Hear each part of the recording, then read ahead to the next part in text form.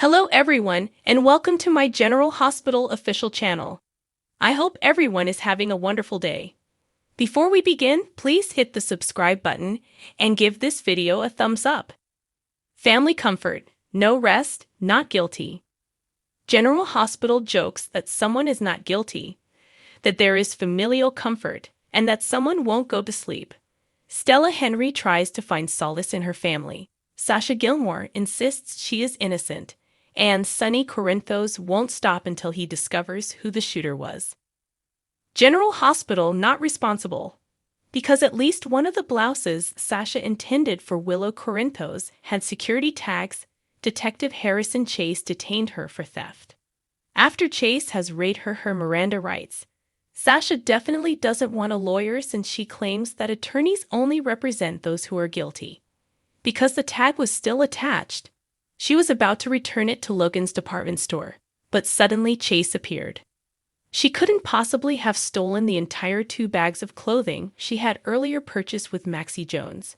However, Sasha should get a lawyer because that stuff appears to be quite expensive. Unexpected visitor. Marshall Ashford is shocked to see someone at General Hospital in the meantime. Curtis Ashford, Donald Turner, may be speaking to Jordan Ashford, Tanisha Harper, as they wait for him to have surgery. Jordan may have been assumed to be hunting for the Metro Court Pool sharpshooter because not everyone is aware that she is the acting deputy mayor. As his ex-wife, she could want to offer assistance to the family following the surgery, especially to her son TJ Ashford, Taj Bello, who has been asked to help. Even nevertheless, Jordan witnessed the shootings and will be interested in the outcome given her position as deputy mayor. Gladys Corbin portrays an innocent person on General Hospital. Sam McCall asks Gladys Corbin, Bonnie Burrows, what that woman has on her, and Gladys plays innocent or perhaps creates a narrative. It seems unlikely that Selena Wu, Lydia Look, is the woman she's referring to, so perhaps she's assigning responsibility to someone else. Sam's reaction to Gladys' information and the people she is learning about seems startled.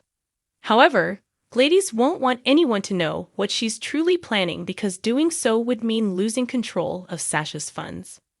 Who knows what pathological liar Gladys is up to right now? Cody Bell is confronted by Selena Wu. Meanwhile, still at the Savoy, Selena approaches Kobe Bell after her goons beat him up for possessing white ink and marked playing cards. She forced Liv on Cody when he made an attempt to resign and lied about throwing her game. The next time it might be worse, as the time Britt Westburn discovered him in an alley, when Mr. Bell knew how humanitarian they are, according to her. Cody had better play well in any upcoming poker games since Selena will be watching him closely. Comfort for families at General Hospital. While the family waits and prays for Curtis' surgery to be finished, Triana Robinson is inconsolable back at GH, and Stella tries to console her. Trina and Curtis have just begun to develop a close relationship as father and daughter, so she assures her that he will struggle to get back to her. TJ is helping Dr. Andy Lacey in the surgery room right now. With the bullet close to Curtis' upper spine, which could result in paralysis, it is a challenging operation. It doesn't appear to be a good thing that he has never regained consciousness either. In the interim, Sonny is still committed to learning who the Metro Court Pool sniper was and whether or not both he and Anna Devane were intended targets. Even Anna has been looking for proof as the sniper is still at large and there are currently no clues. Sonny promises someone that he won't stop searching for the truth until he does, and he must be referring to the sniper. Sonny, Anna, and everyone near them could be in danger as long as the shooter is out there, and the sniper left nothing that could be used to identify him. Hospital General Code Blue. There is bad news in the operating room as a Code Blue is called, and "Get a crash cart in here," is shouted by someone who is possibly Dr. Lacey. That indicates that Curtis has passed out on the operation table and that there is a new difficulty. He is lying on his stomach with an oxygen cannula over his mouth and nose, and a cardiac monitor in the distance displays a potentially fatal arrhythmia. Will Curtis succeed despite the overwhelming odds against him? it's probable that the Ashford Robinson family will still be in mourning. Unexpected visits, tight escapes, and a code blue crisis. Thursday's General Hospital updates tease surprise guests, close calls, and a code blue emergency. Cody Bell, Josh Kelly, narrowly avoided capture. Marshall Ashford, Robert Gossett, is startled to see someone, and there is a code blue emergency during Curtis General Sasha Gilmore refuses to hire an attorney. After taking Sasha Gilmore in for shoplifting, Detective Harrison Chase, Josh Swickard, is questioning her at the PCPD. When Chase arrived to arrest her, she was about to return a shirt with a security tag that was meant for Willow Corinthos. She had been dating Maxie Jones, Kirsten Storms, at the time she made all of her purchases. Therefore, Maxie ought to be able to assist. Sasha refuses legal counsel after being informed of her Miranda rights, claiming that attorneys are only for those who are guilty. That can end up being a mistake. G8. Unexpected visits. Marshall tells someone at General Hospital that he is astonished to see them there in the meanwhile. Curtis is in the operation room, so perhaps Jordan Ashford, Tanisha Harper, has stopped by while the family is waiting and praying. She would have a professional interest in the outcome as the deputy mayor, but she would also have a personal interest because she was his ex-wife. She would at the very least want to support her son TJ Ashford, Taj Bello, who is helping to perform the surgery in the operating room. Since she was present during the sniper incident, Jordan will want to support the family and join everyone else in their prayers.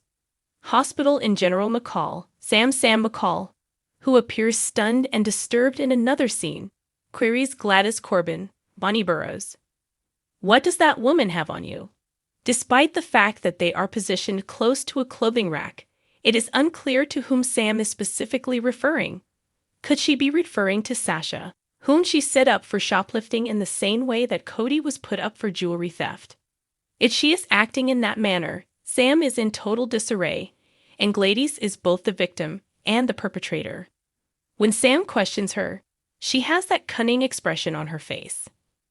GH narrow defeat. At the Savoy, Cody has reportedly been informed that he narrowly escaped. Mr. Bell discovered how humanitarian they are, according to Selena Wu, after Light punched him in the gut after discovering white ink and marked playing cards. Lai last beat up Cody and dumped him in a back alley for Britt Westburn to locate. Cody may be the subject of Selena's conversation with another person, but the word humanist suggests that this time he wasn't beaten to a bloody pulp. A General Hospital offering solace and hope? Back at GH, Stella Henry is likely working just as hard to give herself solace and hope for Curtis as she is for her. Thompson Robinson speaking of Curtis, Stella tries to reassure Trina that he will make an effort to contact her. The removal of the bullet that is impaled close to Curtis' upper spine would require delicate surgery. Therefore, this will undoubtedly be a protracted procedure. It's also concerning because he never regained consciousness despite being stabilized. It certainly appears as though Curtis is facing a bleak future. GH Sonny Corinthos will not rest. Sonny Corinthos says elsewhere that he won't stop searching for the sniper's identity until he learns who he is. Given that there were 3 shots, Don Falconeri hypothesized that either Sonny or Anna Devane, or possibly both, were the intended victims. Sonny and Anna have been looking into the shooting that struck Curtis, along with the PCPD. However, everyone in Port Charles is in danger as long as the criminals are not brought to justice. Code Blue crisis at a General Hospital. A Code Blue emergency occurs when someone, probably Dr. Andy Lacey, yells, "Get the crash cart," in the operating room where Curtis is being treated. With oxygen tubes in his mouth and nose, and a monitor showing a lethal rhythm behind him, Curtis is lying on the table on his stomach. Curtis appears to have coded on the route to flatlining, and the fact that he requires a crash cart indicates that he has already flatlined and needs CPR. However, Curtis can undoubtedly survive despite having an out-of-body experience and being on the verge of death if Willow did. It's literally a matter of life or death right now. Thanks for watching. If you like this video, so please don't forget to subscribe my channel and don't miss any update.